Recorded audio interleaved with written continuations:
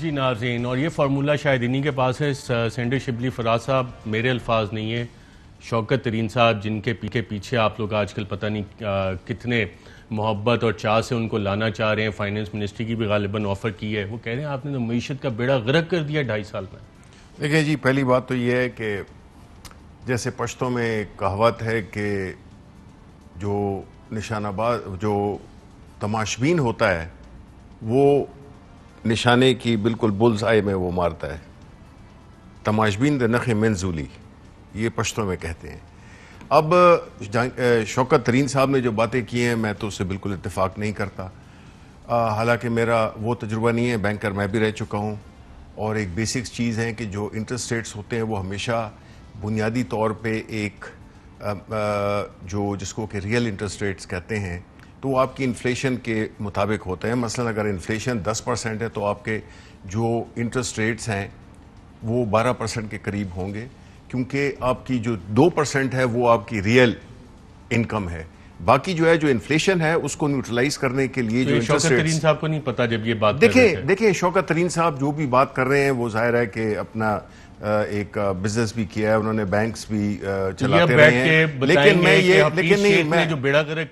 میں یہ ضرور کہوں گا کہ دیکھیں جی، جب ہم نے جب خاص طور پہ ابھی یہ کہنا باتیں شاید کہنا بڑی آسان ہو جائے، لیکن جب ہمیں حکومت ملی جس میں کہ ہم آلموسٹ بینک کرپٹ ہو گئے تھے، اس میں ہمارا ایکسچینج ریٹ جو ہے وہ کسی طرف بھی جا سکتا تھا. ہمارے پاس جو ہمارے جو ریزروز تھے وہ بالکل منیمم لیول پہ تھے، 1 ہفتے 2 ہفتے کی امپورٹس کے لیے کافی تھے. یہ بھی فائنانس منسٹر ہیں، انہوں نے معیشت بہتر چلا لی تھی، جو آج یہ مشورے دے رہے ہیں یہ چیزیں ان کو نہیں پتا. نہیں، میں تو یہ کہوں گا نا کہ جو ہماری حکومت نے جب آئے تو ہم نے یہ جو اگر یہ کہا جا رہا ہے کہ 2-2.5 سال میں جو ہے تو وہ ٹھیک نہیں ہوا، تو میں اس کی بات کر رہا ہوں کہ میں آپ کو جسٹ واک یو تھرو کہ $20 ارب کے اگر کرنٹ اکاؤنٹ ڈیفیسٹ ہو اتنا میجر، اس کو آپ نے زیرو پہ نہ کر کے یہ وہ فائن چیزیں ہیں کہ جو یقیناً ہونی چاہیے، لیکن یہ ایک شخص بینک کا اونر ہے، بینک ان کا پروفٹ میں جا رہا ہے اور فوجی فاؤنڈیشن بھی پیچھے ہٹ گیا اس کو بیچنے کی کوشش. اس کا تو جی مجھے نہیں پتا کہ کتنا پروفٹ میں جا رہا ہے یا نہیں جا رہا ہے یا لاس میں جا رہا ہے. بینک صحیح طرح سے چلا نہیں تو ملک کی معیشت چلانے کے لیے مشورے آپ کی حکومت ان سے لے گی. دیکھیں ان کا جو رول ہے وہ ایڈوائزری رول ہے، اور میرا نہیں خیال کہ اس میں ایک پوری ٹیم ہے، اس میں کوئی 15-20 لوگ ہیں جس میں کہ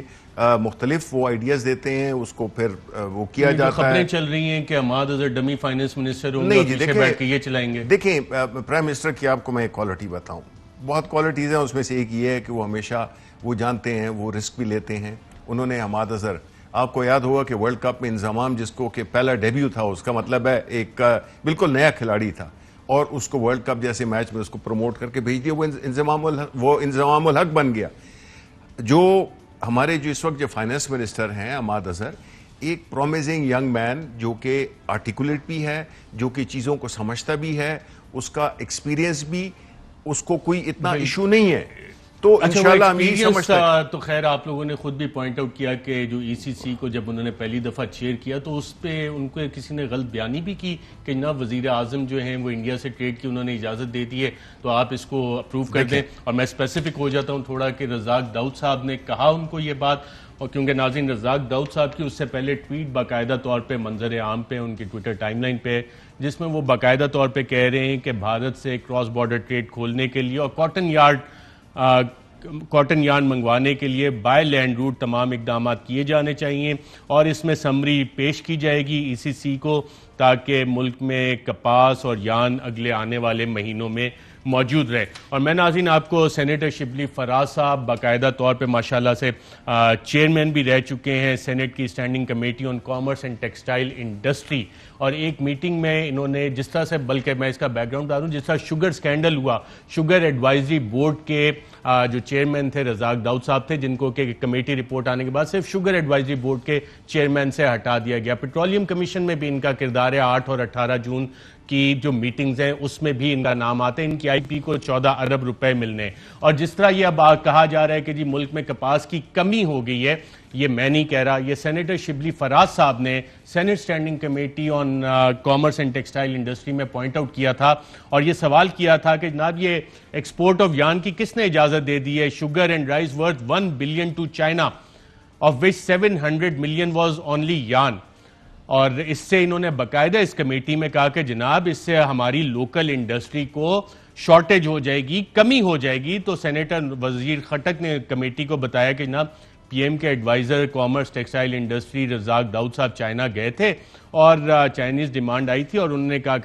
کہا کہ جی surplus cotton yarn will be exported to China. تو یہ فیصلہ ہوا جس کی وجہ سے رزاق داؤد صاحب پہلے ایکسپورٹ کرتے ہیں, شوگر کا بھی یہی کام کیا انہوں نے, کاٹن کا بھی یہی کام کیا, اب امپورٹ کرو اور وہ بھی انڈیا سے, جبکہ وزیر اعظم کی لائن بڑی کلیئر تھی کہ جب تک 5 اگست کے ریورس نہیں ہوتے تو ہم یہ نہیں کریں گے. یہ سارا کردار تھا ان کا. دیکھیں جی, میں یہ ضرور کہوں گا کہ جہاں تک کہ یہ اس پرٹیکولر ایشو کا تعلق ہے جس میں کہ یہ کافی میڈیا پہ بات ہوئی, جو ایکچوئل فیکٹ ہے وہ یہ ہے کہ دیکھیں ای سی سی جو ہے نا وہ ایک ایسا ادارہ ہے جس میں کہ ٹیکنوکریٹس بھی بیٹھے ہوتے ہیں, اس میں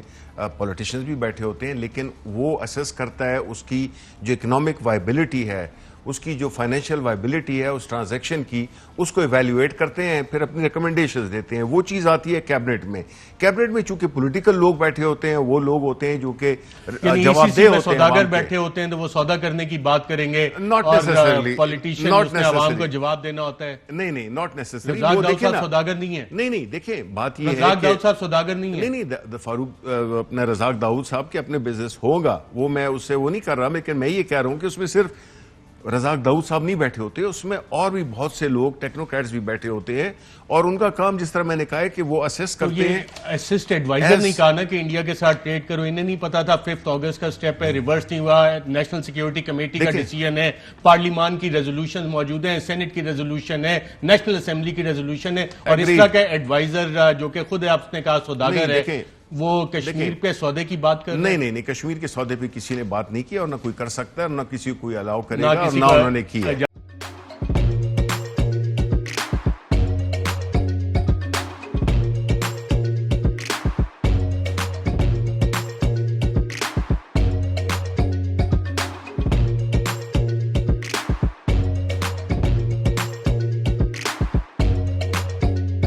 Instead of saving up for a new toy or a trip to Disney World, a 7-year-old